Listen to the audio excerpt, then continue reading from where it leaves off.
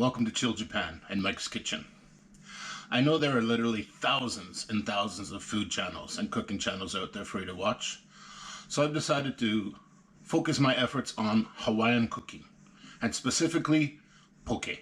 Everyone loves poke. It's popular now, and it's so simple to make. There's no rights, there's no wrongs. Basically, you can use anything, put anything you want in it.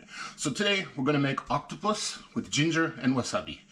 Say tako shoyu wasabi poke. Stick with us. Let's have some fun. So down below here, I have everything that we need to make our poke for today. We have some octopus. We have some wasabi. Check this out. This is real wasabi. You don't get to see this very often when you grate it. But if you don't have this, the wasabi in the tube is just fine. No problems. Still tastes really good. We have some ginger. You're going to want to use about the size of your thumb. My thumb was quite big, so, thumb a little bit more. Ginger. Once again, if you don't have ginger, the stuff in the tube is fine. Fresh is always better, but nothing wrong with this. Ooh, we got some sesame oil. Some soy sauce. And some sesame seeds. And to finish it off, we'll have some green onions. So our first step is I'm going to get just a standard mixing bowl. And we're going to take the octopus and we're going to cube it. And poke in Hawaiian actually means to cube or dice fish or something.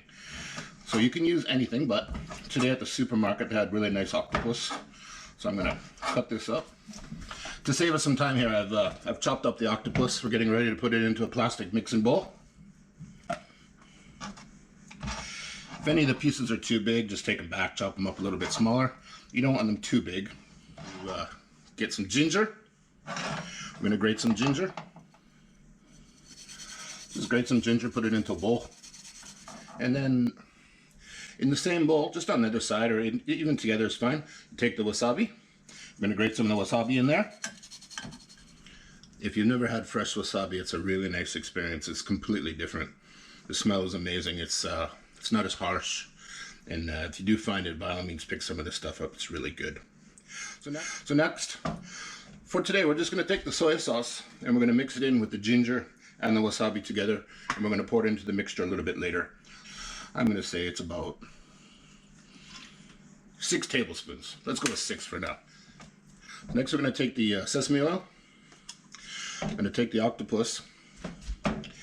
And I like to use a lot of sesame oil in mine. Once again, all of this stuff is just for you to use and enjoy. If you don't like something, take it out. If you like something a lot, put more into it. It's all up to you. There's no rights or wrongs. So we're going to take the sesame oil, and I like to coat the octopus really well with it. Be generous. Yeah, and then just kind of slide that around a little bit. Mix it like that. Gonna let it sit for a couple minutes, and then we're gonna take the soy sauce with the ginger and the wasabi, mix it up, and we're gonna put that in there, and we're almost ready to go. Check this out. That looks good, doesn't it? So now what we're gonna do, we're going to take the soy sauce with the ginger and the wasabi mix in there. See that down in there? And we're just going to pour this in. And you may think it might be a little bit too much, but the octopus, we're going to put it in the fridge for a couple hours. The longer the better. And the octopus just soaks up all the flavors. In the sink here. Take your fork and then just mix it well. Next step, we're going to take some sesame seeds, whole sesame seeds. And again, this is all up to you. I like to use a lot of sesame seeds, and I will actually put more in at the end for finishing. So I'm going to take the sesame seeds. Here, I'm going to pour liberally. If you have some black sesame seeds, they'll work too. There we go. The last part, we have just your standard green onions here. Chop the roots off, been washed. Gonna fold them in half. Just kind of cut them in the middle there. I'm gonna chop the green onions. And the onions are all chopped here. Just gonna grab the green onions, throw them into the bowl. It's much, much better if you put this in the fridge for a couple hours, 3 hours, 4 hours, even the next day.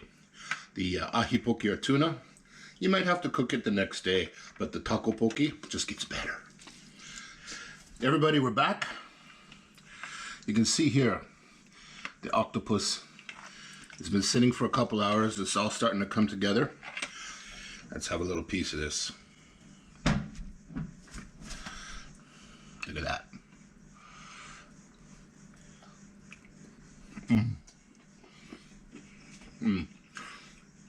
The longer this sits, the better it gets. It's amazing. I love this stuff. And remember, when you take it out and you have a piece of it, taste it.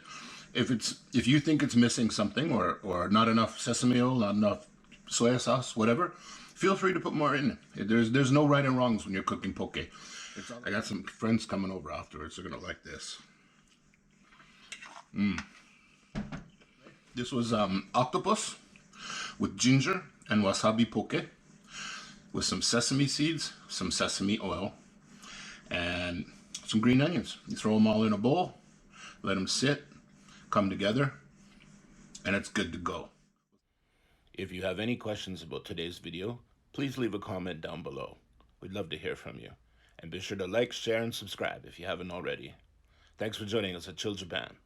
We'll see you again very soon.